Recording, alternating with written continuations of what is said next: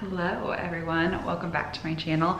I am gonna tell you my birth story today. I'm in my PJs because I have shingles and I also have a baby that's not vaccinated for the chickenpox yet, so I'm contagious to him, and one of my spots is on my stomach and I still want to breastfeed, so I have to use button-down shirts to make sure my stomach's still covered as I'm breastfeeding him, and the only comfy shirts I have are my PJ shirts. So I'm in my PJs. I just put him down for a nap. He might wake up in the middle of this video. I hope he doesn't though. So we shall see. I'm gonna scoot you guys back. So my birth story. I'm really excited to share this with you guys. I feel like I had a lot of unique decisions and stressors when it came to birth that probably a lot of people don't usually have. So I'm gonna start from the very beginning. I said my entire pregnancy that he was gonna come early, and I think part of that was me trying to will it into existence because I knew the time between him being born and Kyle having to leave was very short if he came on his due date or later. So I was trying to will it into existence that he was gonna come early so we could have more time together as a family. But I also could just like feel how big he was in my stomach, and I could just tell he was out of room. But nonetheless, my due date came and went and he was not here. I went in for an ultrasound on my due date, and he was measuring almost 9 pounds and was a huge baby. And at that point I was exactly 40 weeks. So, and I know those things aren't always accurate when they measure the weight and stuff, but when he was born, it was very accurate. If I had waited a whole nother week, I would have been pushing out a 10-pound baby probably. So my due date came and went, and Kyle and I had a very big decision to make, because from the day my due date to the day he had to leave was exactly a week. So like not even 7 days, it was like 6 days or something like that. So, or maybe it was a week, I don't know. But basically, like, my due date was on a Friday and he had to leave the next Saturday/Sunday. So we knew every day after that was like a countdown. And I had a really big decision to make. It was either be induced and have more time together as a family, because my OB felt comfortable inducing me. I was past 40 weeks. He looked good and healthy, was measuring big. She said my cervix looked good, and she thought I was a good candidate to be induced and not have too many issues. So it was either be induced or try to stick it out and wait as many days as I could until 41 weeks, in which I probably would have gotten induced after that regardless. So anyways, those were my options, and I thought about them a lot. I really wanted to experience labor in a very specific way. I really wanted to go into labor on my own and labor as much as I could at home, and like have that experience of, oh my gosh, the baby's coming, that excitement of like, today's the day, I can't believe it, you know what I mean? And I really wanted to try to give birth naturally. And I just knew if I got induced that that was very unlikely. Me giving, I don't know, natural isn't really the word, but unmedicated. And I knew that if I got induced, that would be really unlikely, because it makes labor labor's already painful, but when you get induced, it makes it a lot worse. So I was just weighing my options, and essentially was wait it out to maybe get the birth experience that I wanted, or get induced, have more time together as a family, and just kind of give up not really having that birth experience. So I decided time together as a family was the most important thing, and decided to get induced. So I got induced about 3 days after my due date. So I was on my way to 41 weeks. I was like 40 weeks and 3 days. On the day he was born, I ended up being 30 weeks and 4 days. So close to 41 weeks, but regardless, we scheduled my induction, and we had to be there at 7:30 in the morning. So I could not sleep at all the night before, which is awful because when you go into labor, I mean, I wasn't really sleeping anyways because I was so pregnant, but I really didn't sleep. And so I was already exhausted going into labor, which is not ideal. But anyways, we woke up 6:30. Kyle made me breakfast and we got everything packed in the car, ready to go, made sure we had everything. The dogs were taken care of. I will say that is the one thing about having an induction and knowing what day you're going in to give birth, because you can plan. So the dogs were taken care of. Everything was packed and ready to go. I got to eat a nice big breakfast before I went in because I knew I wouldn't be able to eat again. And we were off to the hospital. I actually had every intention on filming the whole experience, not to post, but for Kyle and I to have and look back on, but I didn't. But I did film one clip the morning before, not the morning before, the morning of the day we went into the hospital, and I'll put that in here for you guys to see. Good morning, everyone. It is 6 a.m. in the morning. Kyle and I have to be at the hospital at 7:30 for me to have a baby. I'm being induced, which obviously was not part of the original plan, but little babe is just real comfortable in there and doesn't want to come out. I'm excited. I'm nervous. I have like the nervous feeling in my stomach that I always had before I ran track races or anytime I was about to do something big. That felt scary but was really exciting. So I am just trying to mentally prepare myself for the day. It's just so crazy that this is the last time we're gonna be in this house as pre-parents, I guess. I still consider myself a parent even though he's not here yet, but it's like the last few hours, well, labor's gonna take a while, but just like the calm before the storm, I guess. Not a storm, but it's just so crazy that this is our last time being in here without having a child on the outside world. And I still don't feel like I'm fully grasping that I'm literally bringing home a baby. So at 7:30 we get to the hospital, and I actually had gone in the week before because I was vomiting. So like there was this whole day where I was vomiting like a really dangerous amount. And cramping and like just feeling awful. So my OB had me go in, I got checked, they had me on monitors. I ended up having to stay the night in the hospital because I couldn't keep anything down. I just like kept vomiting and vomiting and vomiting. So I was in the hospital overnight.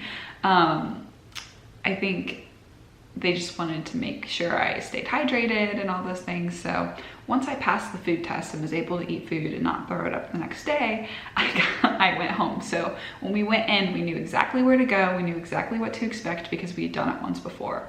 So we go in and they get us checked in. I actually don't have to go to triage because I'm a scheduled induction. So I just get to go straight to my hospital room.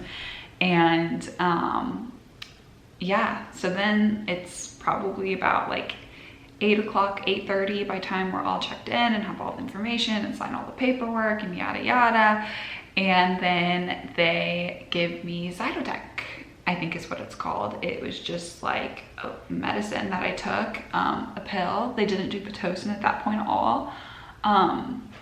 And I thought about doing the balloon because I felt like that gave me a better chance of giving birth naturally, but it could take so long. And at that point I'm like, no, like I need to get this baby out of me as quick as possible so we can spend as much time together as a family as possible. So anyways, they give me Zytotec and that starts my contractions literally within the hour. They were really consistent. They weren't super painful yet. So anyways, they come back and check me. I was only a 1 when I went in. They came back and checked me like 2 hours later. I was maybe a 2. So at that point, they're like, we can give you more, or you can wait another 2 hours and give it more time. So I decided to give it more time. And then they came back another 2 hours. So it's been 4 hours at this point.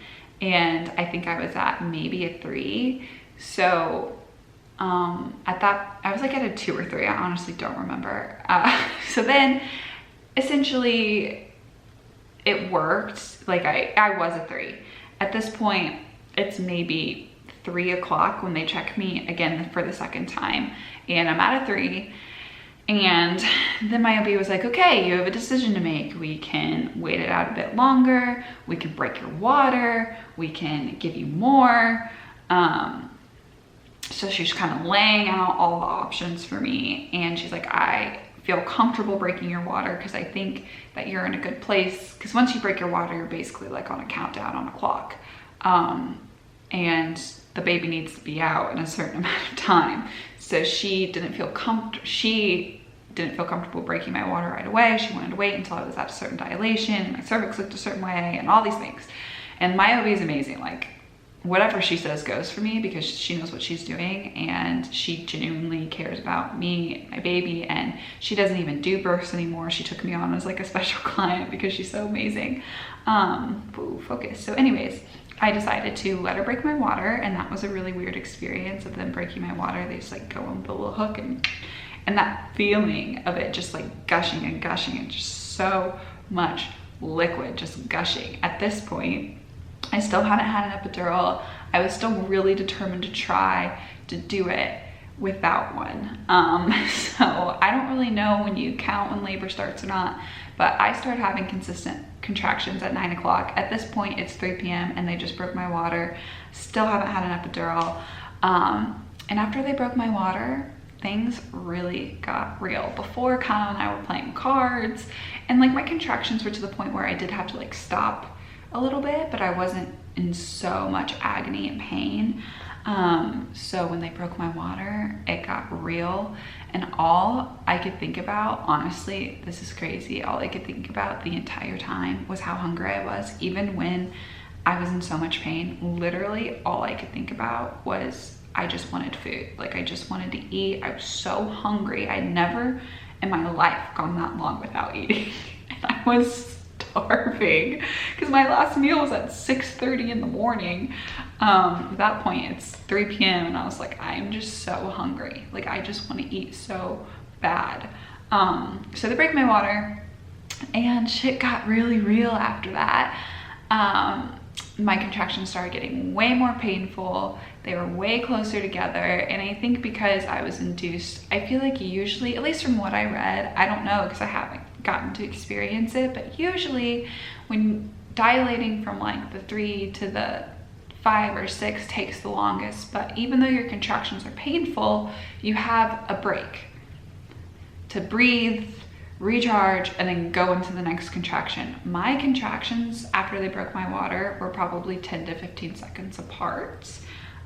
And they were really, really painful. So I feel like I was experiencing contractions at what they would probably feel like at like a 7 or 8 when you're about to transition very early on, which maybe that's what they feel like the whole time normally, even if you don't get induced. I don't know, I've never experienced it.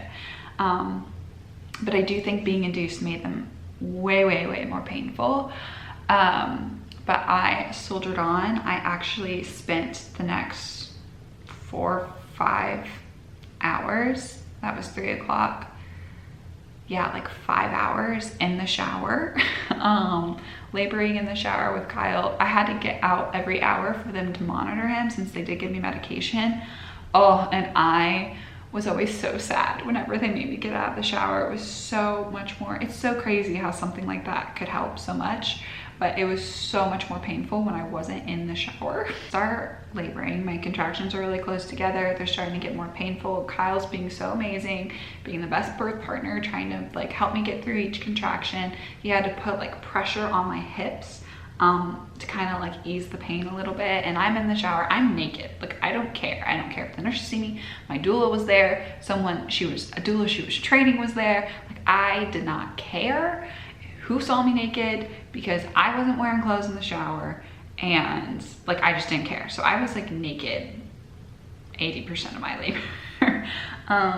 So Kyle, poor thing, is in the shower with me.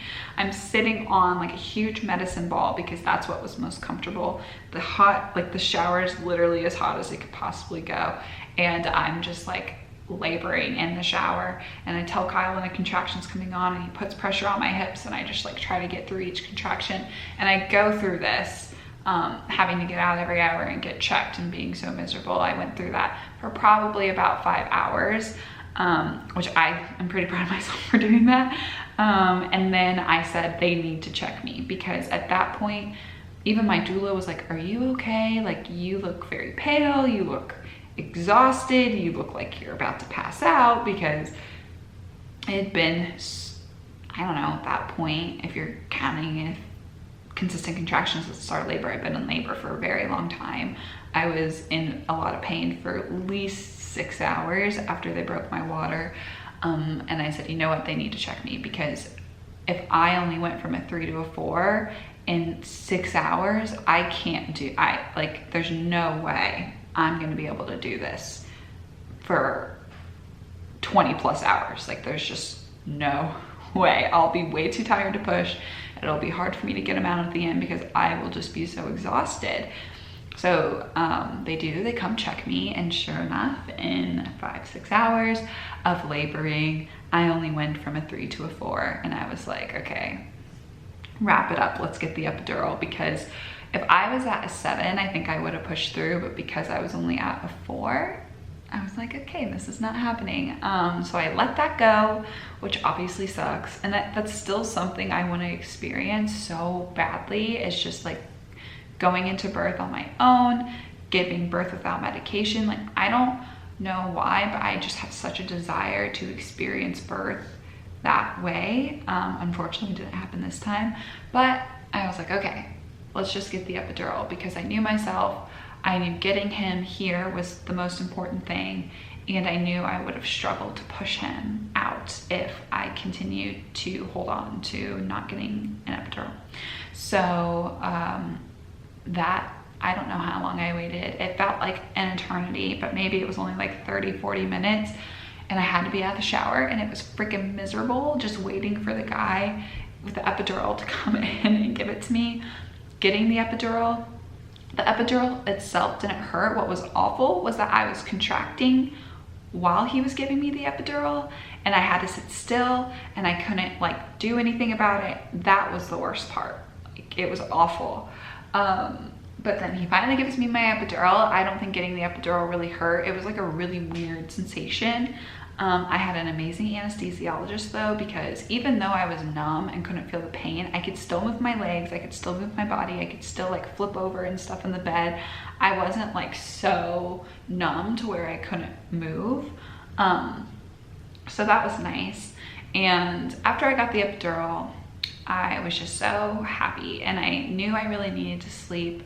Kyle, my mom was there. Kyle, my mom went to grab something to eat, and I was supposed to be resting, but for some reason, the machines in my room just didn't like me. My IV drip was always beeping, so the nurses had to come in. My monitors were always beeping, so the nurses had to come in. Like, for some reason, the equipment in there was just not vibing with me. So every 20 minutes, the nurses would have to come in and shut it off and move me around and do all these things. So I didn't sleep when I was supposed to be resting and sleeping.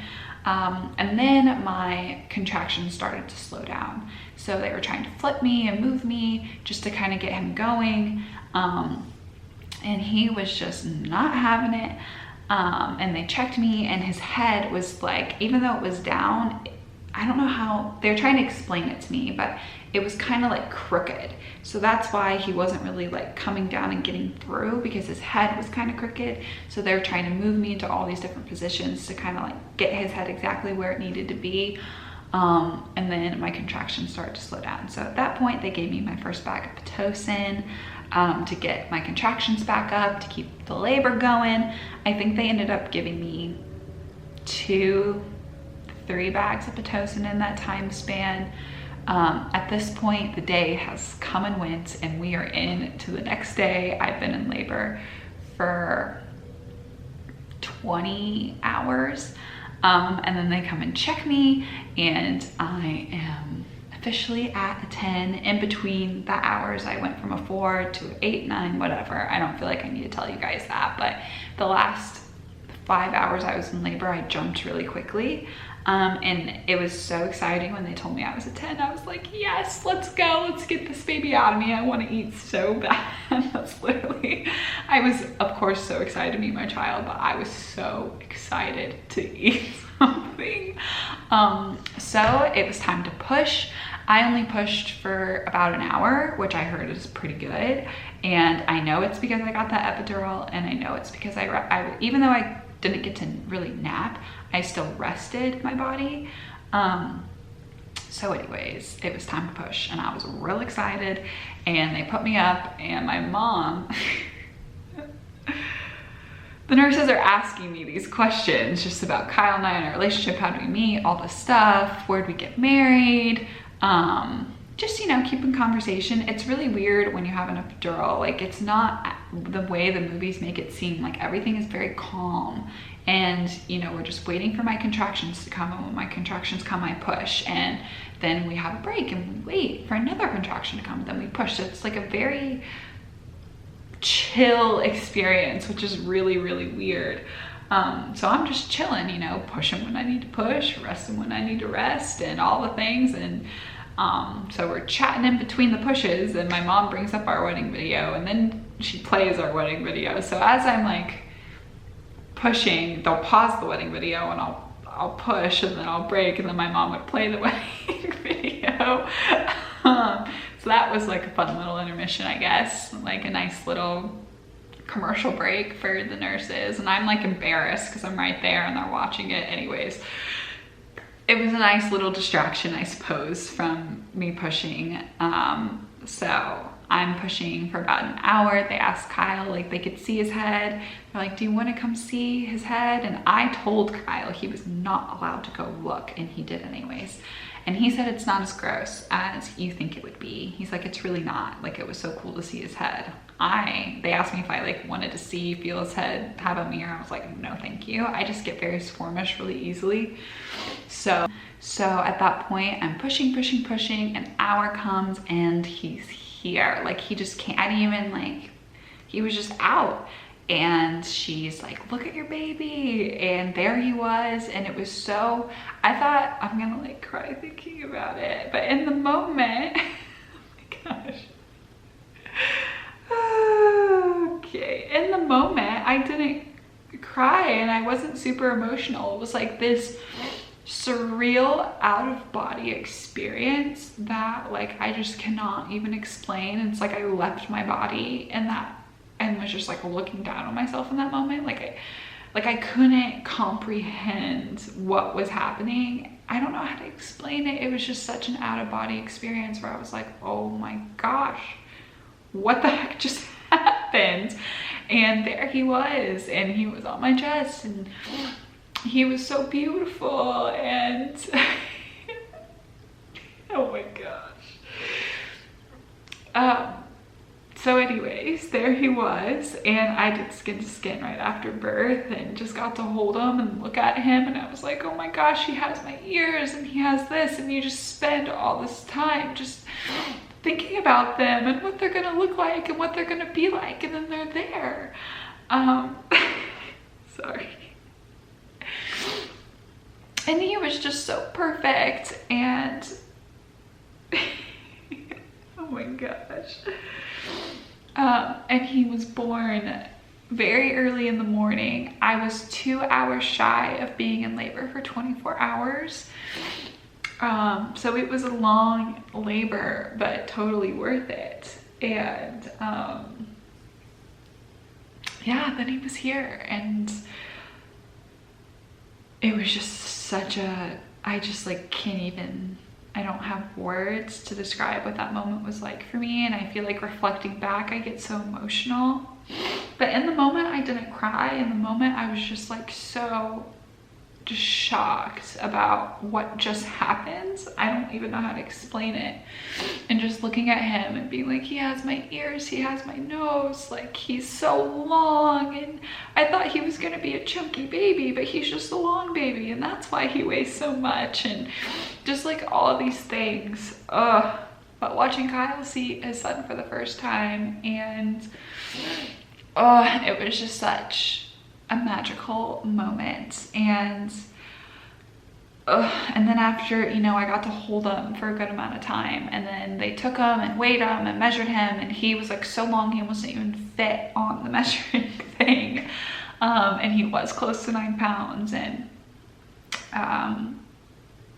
yeah, just all the things. They checked him, made sure he was good, and Kyle got to hold him, and it was just such a special moment. And after that was kind of a blur for me. I don't really remember too much in my postpartum experience initially that day in the hospital. But what's crazy is, even though it almost took me 24 hours to get him here, that time went by so quick. Like, it just came and went. I felt like I was in the twilight zone. Like, I had no idea what time of day it was, how much time went past, if it was day, if it was night. Like, it just all felt like the same one long moment.